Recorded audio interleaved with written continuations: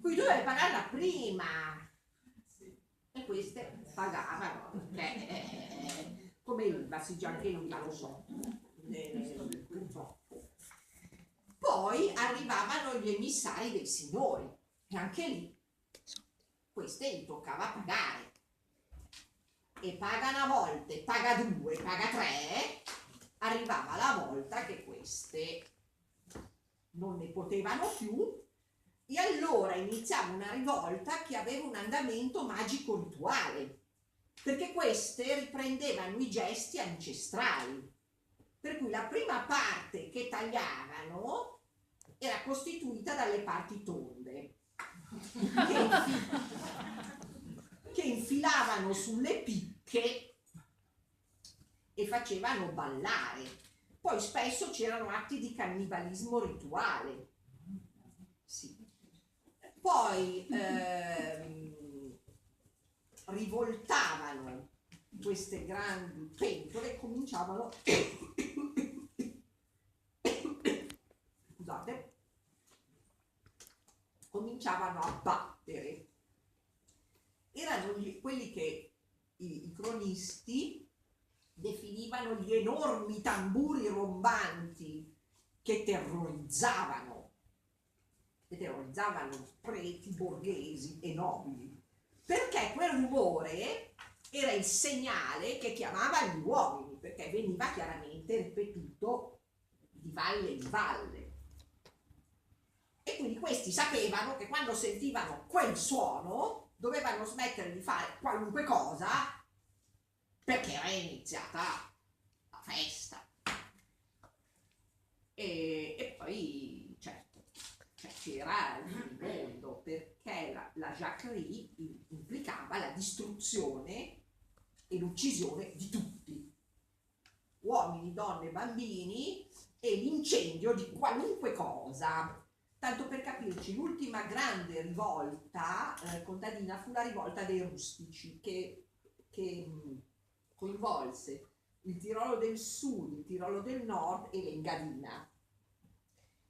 Ora, si tratta di un periodo relativamente tardo, perché siamo nel 1500 passa, e io vi dico, quando in Trentino noi si fanno i saggi per i restauri, per vedere se ci sono affreschi, si fa praticamente un buco nell'intonaco, e più si va indietro nel tempo. Quando si arriva al punto che dovrebbe rappresentare il 1500, si trova su tutte le pareti, appunto, di case signorili, chiese, castelli, eccetera, 10 centimetri di catrame. Erano i Rumi. Tutto. Quindi, ecco, e gran parte di queste rivolte sono cappeggiate da donne. Pensiamo alla storia di Giovanna d'Arco. Cioè, ma scusatemi, ma voi pensate veramente che nella Francia di allora ci fosse un'idea di identità nazionale? Dai, siamo veramente, questo è ridicolo.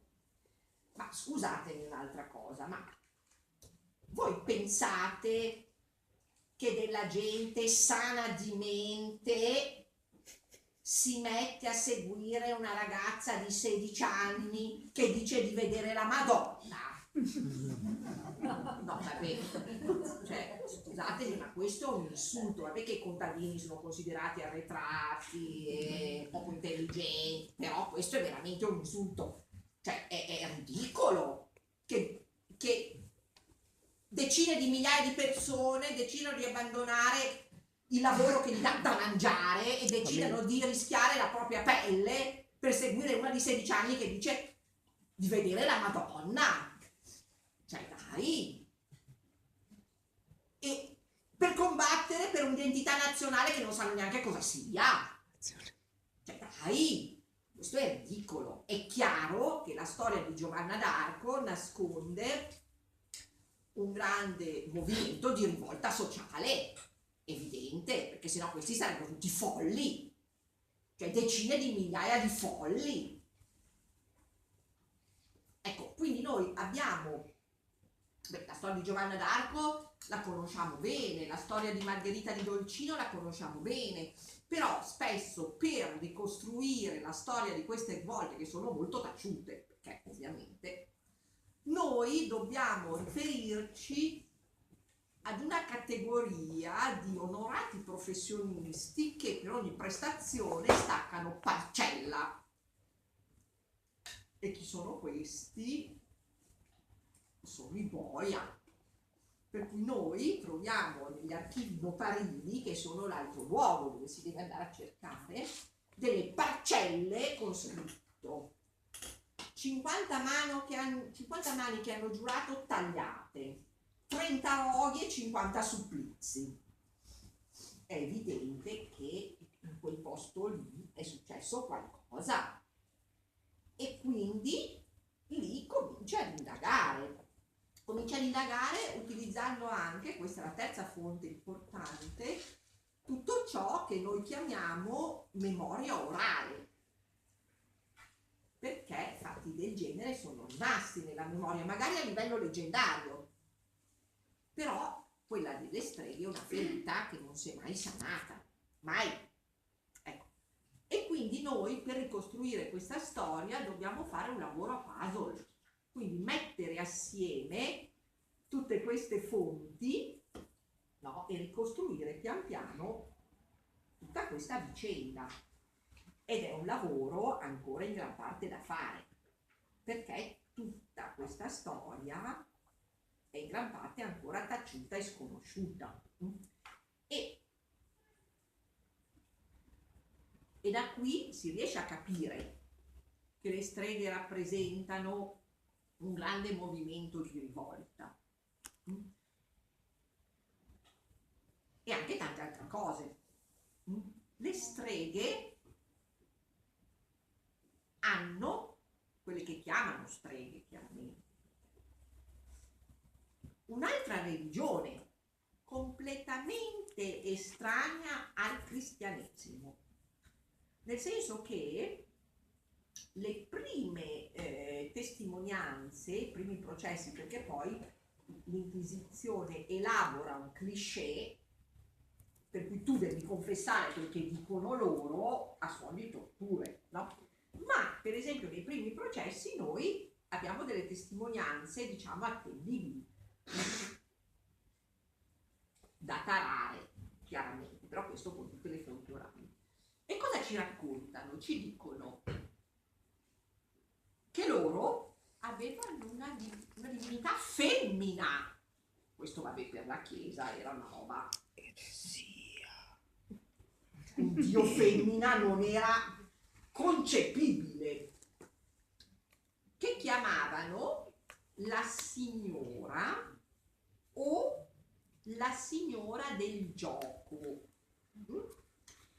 E quando gli dicono, noi abbiamo, ecco, di questo noi abbiamo gli atti del processo, che fu uno dei primi e si celebrò a Milano, e fra l'altro fu rinvenuto in circostanze fortuite, perché noi sapevamo di questo processo contro Sibilia e Pierina, celebrato attorno al 1300 a Milano, in cui queste donne furono bruciate, punto.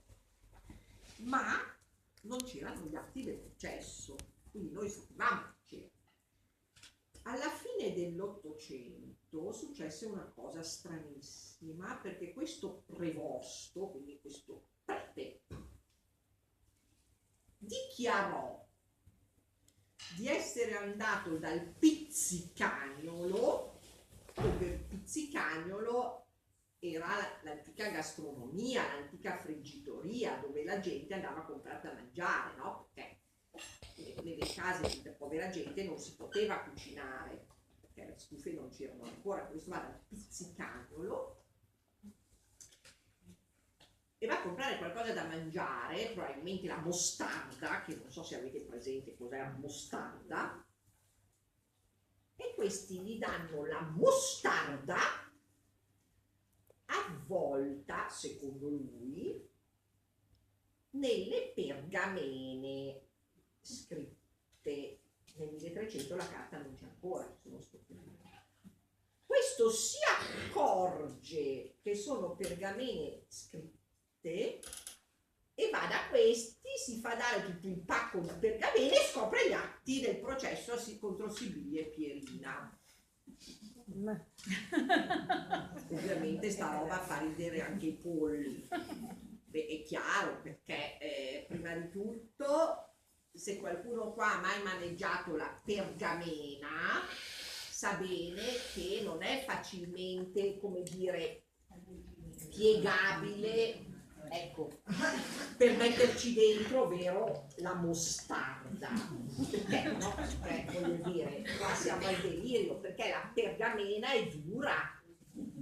La pergamena non è un foglio di carta, non è che la pieghi così facilmente, uno. Secondariamente la pergamena era una cosa preziosissima, tant'è vero che veniva raschiata per poter essere riutilizzata. Figuriamoci se la pergamena finisce nella bottega del pizzicagnolo, chiaro. È evidente un'altra cosa, che questo sapeva dove c'erano gli atti del processo e ad un certo punto ha deciso di renderli pubblici. E quindi noi quel processo lì ce l'abbiamo. E cosa ci dicono? A un certo punto questi mi interrogano, ma voi cosa fate al sabba? Anche il sabba è una parola strana, perché noi l'etimologia del sabba non la sappiamo con certezza, perché qualcuno dice che è relativo al sabato ebraico, però è molto strano questa storia del sabato ebraico, probabilmente ha un'altra origine. Oltretutto poi la riunione delle streghe si chiama in molti modi, non è solo sabba. Sabba viene utilizzato dal 1500 in poi, viene chiamata borlotto, viene chiamata barilotto, viene chiamata gioco, viene chiamata in tanti modi. E comunque cosa fate voi? Cosa fate? E queste due, che sono due povere donne, sono due poveracce che vengono da fuori, quindi non sono di Milano, quindi hanno quell'altra religione, perché Milano è già cristiana, c'è il vescovo. E queste sono delle talmente povere criste, praticamente, che non fanno neanche le donne di servizio. Queste vanno a fare i lavori più umili a ore, come noi diremmo oggi, a ore nelle case dei ricchi, cioè sono proprio l'ultimo gradino della scala sociale. E dicono, noi ci troviamo e viene la signora e siamo uomini e donne e anche animali. E qua è importante perché la concezione della stregoneria sull'animale è molto diversa. Siamo anche animali, tutti gli animali tranne l'asino, perché l'asino ha una croce sulla schiena e qua chi è cristiano non può partecipare.